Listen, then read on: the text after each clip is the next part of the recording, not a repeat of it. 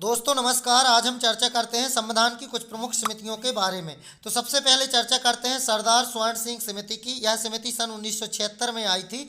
इसके अंतर्गत संवैधानिक सुधार किए गए थे, मूल कर्तव्यों के समावेश की संतुष्टि।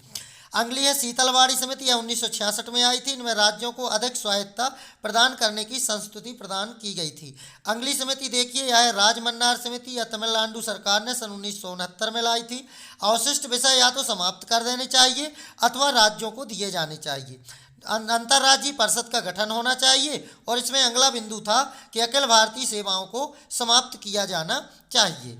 चलिए अगली समिति देख लेते हैं। अगली है सरकारीय आयोग। इसके अंतर्गत केंद्र राज्य संबंधों की चर्चा की गई। यह 1983 में आई थी। अंतर्राज्यीय परिषद का गठन होना चाहिए। निगम कर का राज्यों के साथ बंटवारा होना चाहिए। अखिल भारतीय सेवाओं को सशक्त बनाना चाहिए तथा साथ ही राज्यपाल को नियुक्त करने से पहले मुख्यमंत्री की सलाह ली जानी चाहिए, ऐसा सरकारीय आयोग में कहा गया। अगला है दर आयोग। एस के दर। यह 1947-48 में आई थी। जेबीपी समिति में जवाहरलाल नेहरू, वल्लभ भाई पटेल और पट्टाभी सीतारमैया थे। यह 1948 में आई। राज्य पुनर्गठन आयोग। सैयद फजल अली, हृदयनाथ कुंजीरू, के.एम. पडिक्कर 1956 में आई थी। राज्यों के पुनर्गठन के लिए भाषा के आधार पर राज्य पुनर्गठन अधिनियम बनाया गया। अगली समिति देखते हैं लोक लेखा समिति। इसमें 22 सदस्य होते हैं, 15 लोकसभा के और 7 राज्यसभा के। भारत सरकार के लोक लेखा और नियंत्रक महालेखाकार के प्रतिवेदन का निरीक्षण करती है।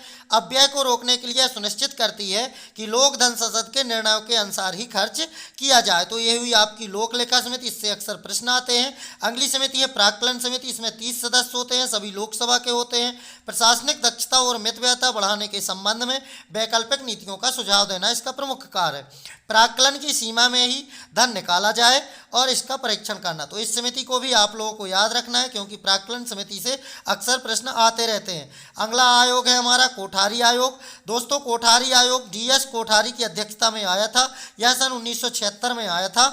भारतीय उच्च सिविल सर्विसेज की परीक्षा और भर्ती संबंधी नीतियां और विधि इसके अंतर्गत आती हैं। कोठारी आयोग शिक्षा के क्षेत्र में एक बहुत बड़ा कदम था। चलिए अगली चर्चा करते हैं और अगली है संविधान की प्रारूप समिति। तो संविधान की प्रारूप समिति के अध्यक्ष डॉक्टर बी.आर. अम्बेडकर थे और इसका प्रमुख कार्य था संविधान को लिपिबद्ध किस तरीके से किया जाए। तो दोस्तों आपको हमारे वीडियो को देखकर कैसा लगा हमें कमेंट करके जरूर बताएं। इसी तरह के परीक्षा उपयोगी एवं ज्ञानवर्धक जानकारियों के लिए हमसे जुड़े रहें।